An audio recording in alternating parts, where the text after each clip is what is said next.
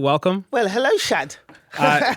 So this is a celebration of dark comedy. Yeah, dark as in edgy, not as in skin color. Yeah, When I first got booked for it, I thought, hold on a second, that's a little bit... What? Yeah, so... Yeah. Okay, I want to talk about that particular clip that we just listened to. That police officer was really confused. Why do you think your accent has that effect on people in America? For a start, because the Americans on the whole are very insular. 75% of them haven't got passports. They've never been outside of America. So when I first went to the States, people had no idea that there were black people in England. So the accent confused them. I got mistaken for an Aborigine on many an occasion because most Americans can't tell the difference between a Brit and Australian accent. So I think that was part of it because they just had no idea. People like Idris Elba have changed that thinking quite a bit, but not so much because Idris made it playing in an American TV show, and then he'd be in interviews, and they're like, "Why is he talking like that?"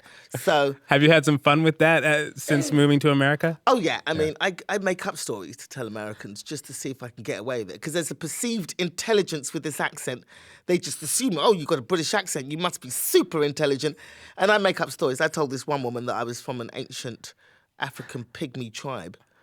And that when I was older, I got driven out the tribe because I grew too tall. And she believed me. I make up stuff just to see what I can get away with. When my family came to Canada in the early 80s, and when my mom would get asked about why she speaks English so well, she'd say, "Oh, I learned on the plane when we came over." And they do. They believe that. Wow, you are so smart. Well, what about here in Canada? What kind of reactions do you get? What cultural differences do you notice when you come to Canada? Well, when I come to, it's different when I come to different parts of Canada. So Toronto kind of reminds me of London in that effect because there's like a huge Caribbean and there's an African community. So you got those kind of people who are from the islands and from the different parts of Africa, and they know their different cultures. So you can incorporate a bit of that into the comedy and stuff. So that's kind of interesting. But I find the Canadian audience is slightly smarter than the US audiences. I don't have to explain stuff so much, which is cool. We like to hear that. For those that are unfamiliar with your act, how would you describe your show? I've heard you use the term purist comedy. Have I? Yeah, oh, God, I'm a snob. Yeah, my show is, I'm not just like that people go, oh, edgy. Does that mean you curse a lot and you talk about sex a lot? No, I just talk about stuff that's in my head, and it doesn't necessarily. I can be PG-13 right up to super edgy, inverted commas. So it's kind of biographical. I'm talking about my life. So it's where I've been, where I've travelled, what I've seen, where I've come from. My life as I'm leaving England as a British-born Nigerian, moving to America, and that the health system in America compared to England. It's a whole range of stuff I talk about. A lot of people in Canada consider Britain like a comedy mecca. So why did you want to go to the States for your career? Well, I was born and raised in England. I've been doing comedy in England since the beginning. I've reached a certain level of success where I've got an audience of people that will come out to see my shows, which is great. So I've kind of transcended the comedy club scene in England because I can do theatres and tours on my own. But I hit a glass ceiling, as a female, black, not looking like Halle Berry, not 21 years old. You hit a ceiling, and I hit that ceiling a long time ago in England. So I felt, let me go somewhere where the market is bigger, and the glass ceiling is still there, but if I hit it, it's a much higher glass ceiling. So at least when I hit that glass ceiling, I'm a millionaire when I hit it, so that's fine. And the fact is, in America, if you make it there, or you become well-known there, you're automatically well-known around the world. Transported around the world. So why am I trying to bang against this glass ceiling in England? Let me go to America, do it there, and then I get more appreciation from back home. And that's what's happened. I started to do well in America, got on Jay Leno, The Tonight Show, did the Def Comedy Jam, did my own hour special on Showtime, and suddenly I started to get more respect back home in England, than I had before. Professionally, that's great, but at the same time, you'd have to feel some resentment around that, I'd imagine, around the fact that, you come back and you get you have more stature, more profile, more fans, but Is there a bit of resentment as well? Oh, yeah. I've done interviews in British newspapers and my managers are like will you stop saying that, Gina? Because I say what I say exactly. And I'm like, yeah, I'm resentful. I shouldn't have to leave to get appreciated. But that's what all the actors do. Idris has done it. Marianne Jean-Baptiste has done it before. The musician Estelle, same thing. Weren't getting the same respect in England, went to America, and now they get more respect back home. But because they're musicians and actors, they don't really talk about it. But I'm a comedian, so I say what's happening. So I speak for all of them. But it's been a dream to live in America since I was a kid. I always thought they had better toys than us anyway. So, yeah. Is the glass ceiling the sort of the result of comedy audiences, or do you think it's the establishment? Oh, definitely establishment. Yeah. When I do my tours, because I did characters and sketches and writing on Lenny Henry. He's a huge comedian in England, black comedian in England. I did stuff on his show, which got me a very broad mainstream audience. So when you come and see my shows, when you watch my specials, my audience is a huge mix of black, white, young, old, gay, straight. So I appeal to whoever finds comedy interesting and funny. But the establishment, they're looking at me and they think, black woman, she'll appeal to this audience. And so they will not take a risk. They're very risk averse.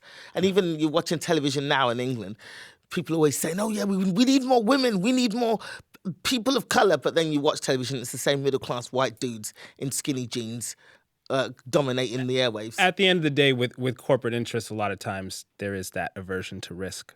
Yes. Right. But I don't consider myself a risk. I'm a comedian, and I've done corporate work, and I can cater for whatever audience is in front of me. That's what good comedians do. I just think it's that look, the establishment is run by white middle class men, and it's not. I'm not even saying it's racism. I'm just saying it's more nepotism than anything. They basically book other people that look and sound like them, and that's basically it. So I've just gone for a bigger crowd. I want to ask about your experiences in America. You moved to the U.S. A few years ago now. In your act, which I love, you say you prefer the racism in the United States. What do you mean by that? Well, because I do. I say that I prefer good old-fashioned American racism because it's in your face. You know where you stand with American racism. I do this joke where I say that Americans have even made movies to let me know where I'm welcome and where I'm not. For instance, I know I'm never going to Alabama. Thank you, America. You've let me know that I will die there. In England, the racism is very much more underground, more subtle. It's more insidious, You don't even know you're being discriminated against or something. They're, oh, hello, it's so wonderful to meet you. Smile, smile, smile. But then you leave the room. We are never going to employ that woman. And that's basically how it works. Whereas I've gone for stuff in America and they've gone, nah, your look doesn't fit. And I'm like, okay, so I know exactly where I stand. I mean, it's harder because you're being told to your face you're not good enough, but then at least you know.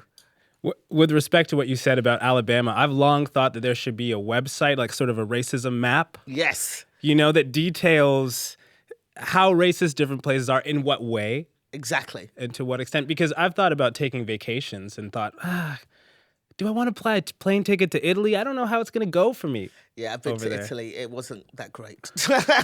See how they treat their best soccer player, and I don't think I'm going to exactly. do too well. Bananas thrown at them in the street. But having said that, in England, I used to be an engineer before I did comedy. So I worked on building sites in London. And I suffered the most horrendous racism because I was an engineer, younger, well-qualified, female, coming in at a higher pay grade than a lot of the guys that work in there. And I'd come in often and find bananas and pictures of monkeys stuck above my coat and things like that. So it's everywhere. Basically, you just, not that you have to find it, you don't really want to find it, but it's everywhere. If you're just tuning in, I'm speaking with comedian Gina Yashere. She's here in Canada to play at Toronto's Edgy Dark Comedy Festival. Let's talk about the glass ceiling for black comics in North America. Okay. Do you think it's similar to what you experienced in the UK? Yeah, I think, I've heard black Canadian comedians complain about the same thing out here. So, yeah, I'm assuming it's everywhere. I mean, it's just as bad in America. I mean, Chris Rock did this joke on one of his specials where he talks about the fact that he's probably one of the most successful black comedians in the world, successful comedians in the world, and he lives on the same street as an average Jewish dentist.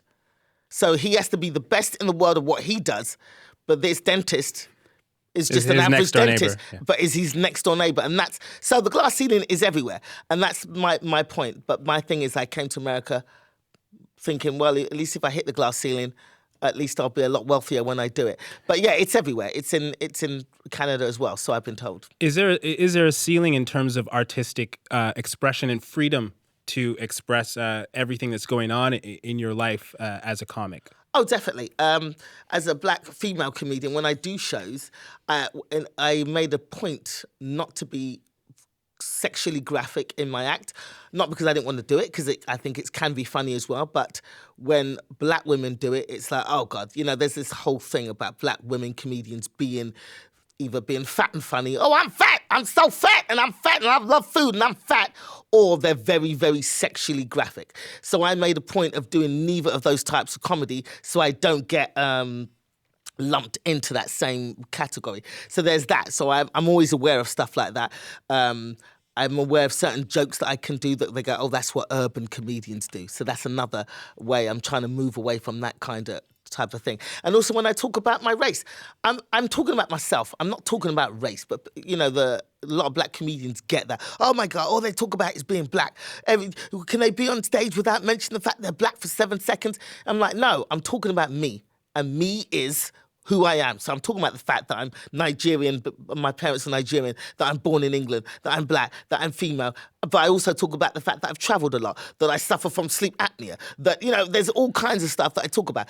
But when you mention your race, that criticism comes up a lot, which is ridiculous, because Billy Connolly talks about where he's from and nobody goes, oh, that Scottish thing, why is he always talking? Other comedians can talk about where they're from, but if they're white, it doesn't get labelled as much. We've talked about many of the challenges you faced in the industry. What do you love about it that keeps you going? I love my audiences. I love the fact that I could travel the world and meet all different kinds of people and make them laugh. I've done shows in Malaysia and Singapore and Borneo and Spain and Amsterdam and I've been in South Africa. So basically, I think even though I see myself as an entertainer, I'm not trying to change the world. I just want to entertain people.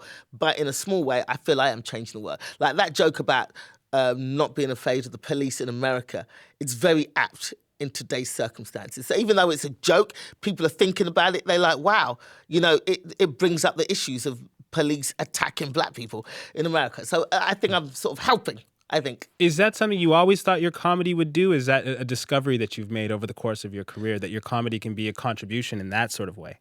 Yeah, I think I've discovered it. When I came out, I just wanted to be funny. And that's still my first love. Comedy is I want to make people laugh first. If I make people think at the same time, great. But my first port of call is making people laugh. But over the years, as I've gotten older, I've been doing this 20 years now, as I've got older and become a little bit more politically, then I'll put a bit of that into the comedy. But comedy's the first port of call. Thank you so much. Thank you.